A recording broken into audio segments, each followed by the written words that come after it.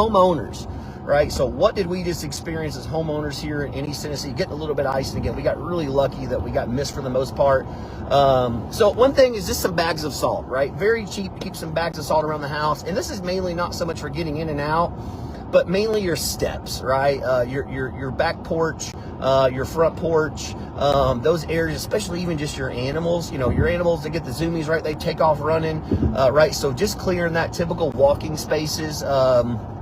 It's very nice to have a couple of bags of salt laying around, and kind of with that, putting like trash bags or tarps down. Trash bags may, depending on the quality of them, may not be strong enough, but tarps, you'll start seeing a lot of people, a lot of videos where they're tarping their steps and main like sidewalk areas. And so, you know, it probably doesn't work as good as with ice on it, but with snow, you just go out there, right, and then move the tarp, and then all that snow is on it, and it's like nothing even happened. So I've seen a lot of videos on that. I thought that was really cool, you know, to keep some tarps around to make sure some important areas don't get no snow and ice for you.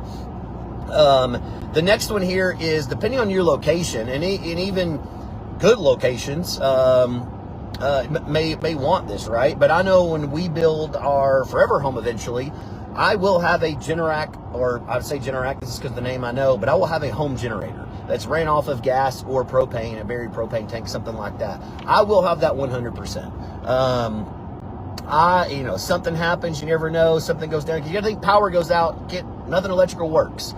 Actually, and that's why I say propane and gas, because you'll still be fine, right? Having that extra heat source even on that same, such as a propane heater. So I have 3 propane tanks at home that I keep in there, just like the regular, like grill size propane tanks. And we have a couple of the little heaters. We actually just hook straight into them, and they blow those out.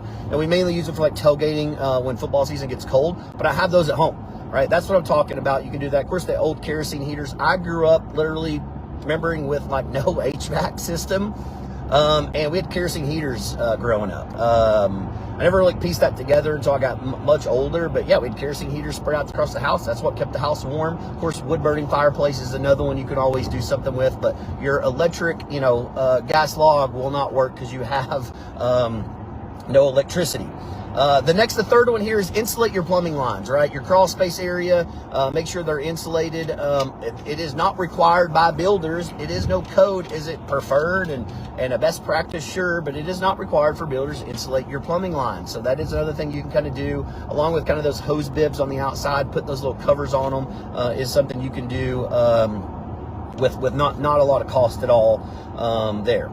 And then the last one, I think everybody kind of knows this, right, is just letting that water drip a little bit if you're not at home using it, right? So just letting a little small drip do that. That'll definitely help save some potential major problems. Because I have seen and experienced, like as a homeowner, your number one enemy is water. I don't care what anybody says. Water will cause more damage to your home than anything because it relates and causes other things to damage.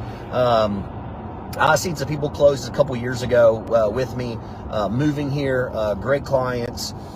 They closed, and it was right before, it was a couple days before Christmas that were able to close, but they weren't moving in for a while. So home was vacant. We get this crazy freeze that comes through, like 0 degrees for like a couple days. I get a call from the old listing agent, said, hey, the neighbor just called my old seller, so there's water pouring out of the garage. Well, crazy scenario. Luckily, the neighbor, again, super nice neighbor, noticed it, subdivision, went over, turned the main water line off. So that's another one right there. As a homeowner, know where your main water line is. That's key, because water problems will happen. They will happen. So knowing where your main water cutoff line is can save you tons and tons of money in just damages that water just exploding out in your home can do. But went over there, turned it off for them. Got a hold of them. Well, in this home, they had turned the above stairs, above the garage, that was a big bonus room. They turned it into basically a big master suite. And that's where the bathroom was. And sure enough, the pipes burst right in garages, has limited insulation, basically has no heat, right? That's how most garages are. And so it being above that was the area of the home that got the least amount of heat. And so, yeah, busted, went down through the garage, exploded. Yeah, homeowner's insurance claim in just like 2 days. I called them. They're like, we're in Johnson. They weren't even here. They're like, we're in Johnson City. Your family's Christmas. I had to give them that news over the phone when they didn't even move in the dang home yet. So crazy things happen with water. But as always, if you ever got questions, feel free to holler.